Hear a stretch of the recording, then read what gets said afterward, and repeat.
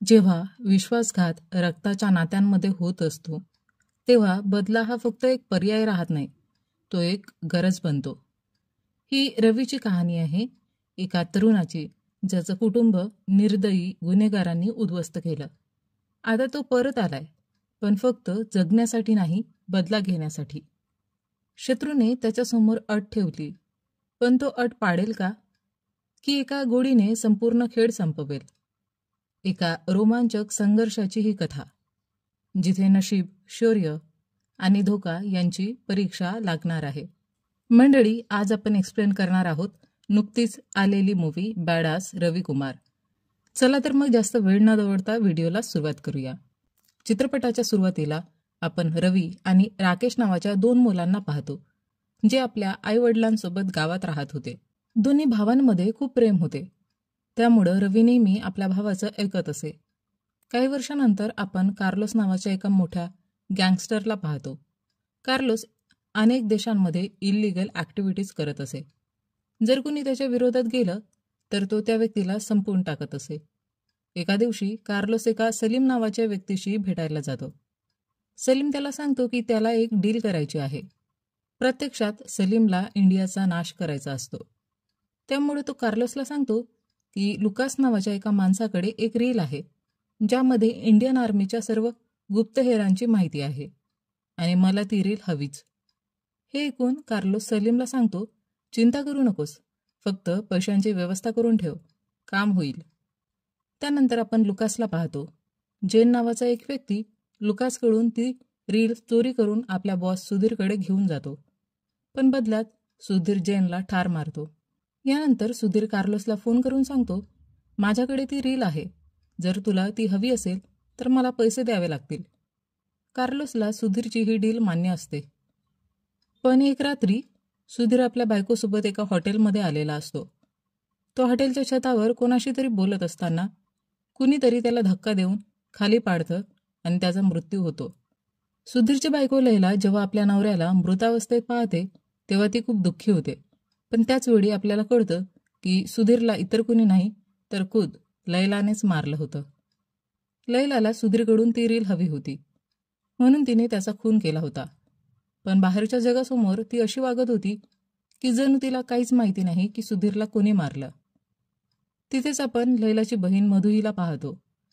यानंतर लैला कार्लोसला कॉल करते आणि सांगते, तुला हवी असलेली रील माझ्याकडे आहे, मी स्वतः येऊन ती तुझ्यासोबत डील करेन. कार्लोस लैलाची ही गोष्ट मान्य करतो. पण लैलाशी बोलल्यानंतर कार्लोस आपल्या माणसाला भुजंगला सांगतो, एकदा ती रील आपल्या हाती आली की लैलालाही तिच्या नवऱ्याच्या मागे पाठवू. यानंतर कमिशनर महावीर आपल्या अधिकाऱ्यांना सांगतो की जोरावर नावाचा माणूस आपला मुलगा शमशेरसोबत मिळून परदेशी दहशतवाद्यांना मदत करत आहे आणि तो आर्मीची गुप्त माहिती कार्लोस आणि सलीमला देणार आहे. त्यामुळे त्याला पकडणे आपल्यासाठी खूप महत्त्वाचं आहे. हे ऐकताच अवस्थी नावाचा एक पोलीस अधिकारी महावीरला सांगतो, माझ्याकडे एक असा माणूस आहे जो जोरावरला रंगेहात पकडू शकतो आणि त्याचं नाव आहे रवी. यानंतर आपण रवीला पाहतो. तो एक गुप्तहेर म्हणजे सिक्रेट एजंट आहे, जो आपल्या बहादुरीसाठी संपूर्ण भारतात प्रसिद्ध आहे.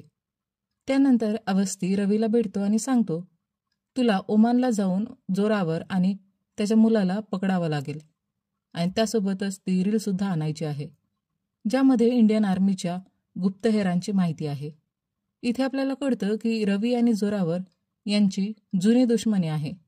अनेक वर्षांपूर्वी जोरावरच्या लहान मुलाने एका मुलीवर अत्याचार केला होता, तेव्हा रवीने त्याला जेलमध्ये टाकलं होतं. पण जोरावरने आपल्या पावरचा वापर करून त्याला तुरुंगातून सोडवले. हे पाहून संतापलेल्या रवीने जोरावरच्या मुलाला ठार मारले. त्या दिवसापासून जोरावर आणि रवी यांच्यात भयंकर वैर निर्माण झालं होतं. यानंतर आपण पाहतो की रवी झोपला असताना त्याला एक भयानक स्वप्न पडतं. तो आपल्या वडिलांना फासावर लटकलेलं पाहतो, जे आत्महत्या करतात. रवी घाबरून जागा होतो. पुढच्या दिवशी सकाळी तो आपल्या आई आणि आजीकडे जातो आणि सांगतो, मला एका कामासाठी ओमानला जावे लागेल, मी 1 महिन्यानंतर परत येईन. यानंतर रवी कारमध्ये बसून निघतो, तेव्हा त्याला मधू दिसते. इथे आपल्याला कळतं की मधू आणि रवी यांच्यात एकेकाळी प्रेम होतं, पण त्यांचं प्रेम अपूर्ण राहिलं. लैला देखील रवीला प्रेम करत होती, म्हणून तिने मधूला रवीच्या आयुष्यातून दूर केलं होतं. पण मधूला कधी हे कळलंच नाही की लैला देखील रवीवर प्रेम करत होती. यानंतर जेव्हा रवी आपल्या फ्लॅटमध्ये जात असतो तेव्हा त्याला त्याचा भाऊ आठवतो, जो अनेक वर्षापूर्वी घर सोडून गेला होता आणि तो कधीच परत आला नव्हता. थोड्याच वेळात रवी आणि त्याचा मित्र राणा ओमानमध्ये पोहोचतात. ओमानमध्ये रवीला त्याचा माणूस राजा भेटतो, जो ओमानमधील प्रत्येक गोष्टीची माहिती ठेवतो. राजा रवीला भुजंगाविषयी सांगतो की भुजंगा हा कार्लोसचा सर्वात विश्वासू माणूस आहे आणि कार्लोस कोणताही निर्णय भुजंगाशी बोलल्याशिवाय घेत नाही. शिवाय भुजंगा जोरावरलाही ओळखतो. हे ऐकताच रवी थेट भुजंगाच्या माणसांना ठार मारतो आणि त्याच्या बंगल्यात घुसतो. तिथे त्याची भुजंगाशी भेट होते. रवी भुजंगाला सांगतो की जोरावरला माझ्या हवाली कर, पण भुजंगा त्याच्याबद्दल काही सांगण्यास नकार देतो.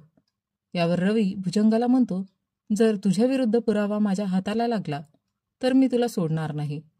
यानंतर भुजंग जोरावरला रवीविषयी सांगतो आणि जोरावर रवीचं नाव ऐकताच घाबरतो. यानंतर राजा रवीला कार्लोसची सेक्रेटरी निशाशी भेटायला एका पार्टीमध्ये घेऊन जातो. तिथे सगळे लोक एन्जॉय करत असतात आणि कार्लोसही डान्स करत असतो. पण रवी कार्लोसला ओळखत नाही. काही वेळानंतर कार्लोस पार्टीमधून निघून जातो. त्यावेळी राणाला टोनी नावाचा एक माणूस दिसतो, जो भुजंगाचे सर्व काम सांभाळतो. त्यामुळे रवी टोनीशी बोलायला जातो. रवी जसा टोनीला भुजंगाबद्दल विचारतो तसा टोनी त्याच्यावर अचानक हल्ला करतो आणि दोघांमध्ये जबरदस्त मारामारी सुरू होते. त्याचवेळी जोरावरचा मोठा मुलगा शमशेर येतो आणि रवीला गोळी मारायचा प्रयत्न करतो, पण रवी शमशेरला जबरदस्त मारहाण करतो. रवी शमशेरला धमकी देतो, जर तू मला कार्लोसबद्दल सांगितलं नाही तर मी तुला जिवंत सोडणार नाही. शेवटी शमशेर घाबरतो आणि रवीला सांगतो, आज कार्लोसची गर्लफ्रेंड मीना हिची डेथ ॲनिव्हर्सरी आहे, त्यामुळं तुला जमाल हिल्सवर भेटेल. आपल्याला हे दाखवलं जातं की कार्लोसने आपल्या गर्लफ्रेंडला डोंगरावरून खाली फेकून ठार मारलं होतं, कारण तिने त्याला धोका दिला होता. आता जेव्हा कार्लोस जमाल हिल्सवर असतो तेव्हा रवी त्याच्यावर हल्ला करतो, पण कार्लोस तिथून बचाव करून पडून जातो आणि रवी फक्त बघत राहतो. दुसरीकडे अवस्थी राणाला कॉल करून सांगतो की तो कमिशनरसोबत ओमानला येत आहे. तो सांगतो, तुम्ही थोडा वेळ रवीला रोखून ठेवा. याचवेळी लैला आणि मधूही ओमानला येत असतात, कारण लैला आपल्या बहिणीसोबत ती रील घेऊन जात असते. यानंतर रवी भुजंगाच्या आश्रमात पोहोचतो आणि त्याला जबरदस्त मारहाण करतो. तो भुजंगला सांगतो, मी जाणतो की तू देवाच्या नावाखाली लोकांना लुटतोस आणि यात तुला कार्लोस मदत करतो, पण एक दिवस मी तुला कुत्र्यासारखा मारेल. हे बोलून रवी निघून जातो. त्यानंतर भुजंगा जोरावर आणि रफ्तारला बोलावतो आणि म्हणतो, आपल्याला लवकरात लवकर रवीला संपवावं लागेल, नाहीतर तो आपल्याला मारून टाकेल. यावर रफ्तार म्हणतो, तू टेन्शन घेऊ नकोस, मी रवीला संपवतो. यानंतर रवी निशासोबत गन खरेदी करण्यासाठी जातो, कारण त्या पार्टीमध्ये त्याने निशावर चांगला प्रभाव पाडला होता. तेथेच रवी आणि रफ्तारची भेट होते. दोघांमध्ये गन घेण्यावरून वाद होतो. रफ्तार रवीला एक शर्त लावण्यास सांगतो, जर मी तुला कार रेसमध्ये हरवले तर तुला स्वतःला मारावे लागेल. रवी ही गोष्ट स्वीकारतो आणि त्यांची जबरदस्त कार रेस सुरू होते. पण रेस दरम्यान रफ्तारची कार उलटते आणि ती एका मोठ्या दरीच्या टोक्यावर जाऊन अडकते. तेव्हा रवी रफ्तारला संधी देतो आणि म्हणतो, जर तू मला कार्लोसबद्दल सांगितलं तर मी तुला वाचवू शकतो. पण रफ्तार रवीच्या बोलण्यावर हसतो. तेव्हाच कार्लोस हेलिकॉप्टरमधून तिथे येतो आणि थेट रवीवर गोळ्या झाडतो. रवी देखील कार्लोसवर गोळीबार करतो, पण कार्लोस त्याला गोळी मारून दरीत खाली फेकतो. कार्लोसला वाटतं की रवी मरण पावला आहे. थोड्याच वेळात रवीच्या मृत्यूची बातमी सर्वत्र पसरते. मधूला हे समजतात ती खूप दुःखी होते. काही वेळानंतर मधू आपल्या बहिणीसोबत एका ठिकाणी बसलेली असते. तेव्हाच रफ्तार लैलाकडे येतो आणि त्याची वाईट नजर मधूकडे जाते. त्यामुळं तो लैलाकडे मधूचा हात मागतो. लैला देखील त्याच्या या गोष्टीसाठी तयार होते आणि मधूचे रफ्तारसोबत लग्न लावून देण्याचा निर्णय घेते. मधू यामुळे अत्यंत असमाधानी असते. ती आपल्या बहिणीकडे जाऊन विचारते, तू कोणाच्या सांगण्यावरून माझं लग्न याच्यासोबत ठरवलं? यावर लैला उत्तर देते, मला कोणत्याही गोष्टीसाठी तुझी परवानगी घेण्याची गरज नाही. तुझ्यामुळे रवीने मला सोडलं होतं आणि आता मला तुझा तिरस्कार आहे. लैलाच्या बोलण्याने मधू खूप दुःखी होते. तिला कधीच वाटलं नव्हतं की तिची मोठी बहीण तिच्यासोबत असं करेल. यानंतर लैला कार्लोसला भेटते आणि त्याला सांगते, जर तू मोहम्मद शेखच्या किल्ल्यातील डायमंडचा हार मला आणून दिलास तर मी तुला ती रील देईल. भुजंगा सुरुवातीला यासाठी नकार देतो, कारण तो हार मिळवणे अशक्य होते. पण कार्लोस म्हणतो, हार तुला मिळेल. दुसरीकडे राणा आणि राजा रवीच्या मृत्यूमुळे खूप दुःखी असतात. तेव्हाच रवी त्यांच्यासमोर जिवंत उभा राहतो. त्याला पाहून दोघेही खूप आनंदित होतात. रवी त्यांना सांगतो, मी दरीत पडताना माझ्या शरीरावर पॅराशूट होतं, त्यामुळं मी वाचलो. यानंतर राजा रवीला सांगतो, अवस्थी आणि कमिशनर महावीर तुझ्याशी भेटण्यासाठी आले आहेत. तिथे लैला कार्लोसला सेड्यूस करण्याचा प्रयत्न करते आणि त्याचवेळी ती चुपचाप त्या रीलला एका छोट्या ताजमहालाच्या स्टॅच्यूखाली लपवते. लैलाला माहीत असतं की कार्लोस तिच्याकडून रील चोरायचा प्रयत्न करेल, त्यामुळे तिने ती त्याच्याच घरात लपवली. दुसरीकडे रवी कमिशनर महावीरला भेटतो. महावीर रवीला एक डील सुचवतो, तू ती रील मला आणून दे, मी ती पाकिस्तानला विकेल आणि त्या बदल्यात आपल्याला भरपूर पैसे मिळतील. हे ऐकताच रवी प्रचंड संतापतो आणि महावीरला ठार मारतो, कारण देशद्रोह्यांना तू जिवंत सोडत नाही. यानंतर रवी लिफ्टमधून जात असताना त्याला सलीम भेटतो. सलीम त्याला बोलण्यातून सांगतो, आज पाकिस्तानला स्वतंत्र मिळालं होतं आणि एक दिवस आम्ही हिंदुस्थान जिंकून त्यालाही पाकिस्तान बनवू. हे ऐकताच रवी ठामपणे उत्तर देतो, हिंदुस्थानला कुणीही नष्ट करू शकत नाही. जोपर्यंत मी जिवंत आहे तोपर्यंत तुमच्यासारखे लोक हिंदुस्थानचं काहीही वाकडं करू शकणार नाही. याच गोष्टीवरून रवी आणि सलीममध्ये जोरदार वाद होतो आणि ते दोघंही एकमेकांवर गोळी झाडायला जातात. पण तेव्हाच काही लोक तिथे येतात, त्यामुळं ते दोघे मागे हटतात. थोड्या वेळानंतर रवी आपल्या घरी परततो. त्याला पाहून घरातील सर्वजण आनंदी होतात. त्याचवेळी रवीला पुन्हा एकदा आपल्या वडिलांची आणि भावाची आठवण येते. काही वेळानंतर भुजंगा रवीला बोलावतो आणि म्हणतो, मला माहीत आहे की तुला जोरावर हवा आहे. जर तू माझ्यासाठी मोहम्मद शेखच्या किल्ल्यातून तो डायमंडचा हार आणून दिलास तर मी जोरावरला तुझ्या हवाली करेन. हे ऐकून रवी त्याच्या अटीला होकार देतो. यानंतर रवी, राणा आणि राजा मिळून तो हार चोरण्याचा एक प्लॅन तयार करतात. निशा देखील रवीला या कामात मदत करत असते. सायंकाळी किल्ल्यात मोठ्या संख्येने पाहुणे जमलेले असतात. तिथे रफ्तार आणि मधूही उपस्थित असतात. रफ्तार जबरदस्ती मधूच्या जवळ जाण्याचा प्रयत्न करतो, पण मधूला ते अजिबात आवडत नाही. तेव्हाच किल्ल्यातील वीज अचानक गुल होते आणि सुरक्षेत मोठी वाढ केली जाते. गार्ड्स येऊन त्या डायमंडच्या हाराला चारही बाजूने घेरतात आणि कोणालाही किल्ल्याच्या बाहेर जाऊ देत नाही. परंतु रवी अंधाराचा फायदा घेत चुपचाप त्या हारजवळ पोहोचतो. पण जसंच तो हार घेऊन पडू लागतो तितक्यात गार्ड्स त्याला पाहतात. गार्ड्स रवीवर हल्ला करतात, पण रवी एकामागून एक गार्ड्सला मारू लागतो. त्याचवेळी मधू त्याला दिसते, जी रफ्तारच्या तावडीतून सुटून पडत येत असते. ती रवीला सांगते, माझ्या बहिणीने मुद्दामून आपल्याला वेगळं केलं होतं, पण आजपासून कोणालाही आपल्याला वेगळं करता येणार नाही. हे ऐकून रवी मधूला पुन्हा स्वीकारतो. यानंतर रवी मधूला गुंडाच्या तावडीतून वाचवतो आणि तिला एका सुरक्षित खोलीत नेतो. तो तिला सांगतो, जोपर्यंत मी परत येत नाही तोपर्यंत इथून हलू नकोस. हे बोलून रवी बाहेर जातो आणि गुंडांना ठार मारतो. थोड्या वेळानंतर रवी खोलीत परत येतो, पण तिथे मधू नसते. त्याला खोलीत कार्लोसचे एक पत्र सापडते, ज्यामध्ये कार्लोसने त्याला आपल्या घरी बोलावले असते. यानंतर कार्लोसला दाखवले जाते, ज्याने मधूला कैद केले असते. तिथेच लैला, रफ्तार, भुजंगा आणि जोरावरही उपस्थित असतात.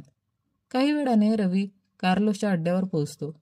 रफ्तार रवीवर दबाव टाकून त्याच्याकडून डायमंडचा हार मागतो आणि त्याला ढकलतो. तेव्हाच रवीची नजर एका छोट्या ताजमहालाच्या स्टॅच्यूवर जाते आणि त्याला त्या स्टॅच्यूखाली रील दिसते.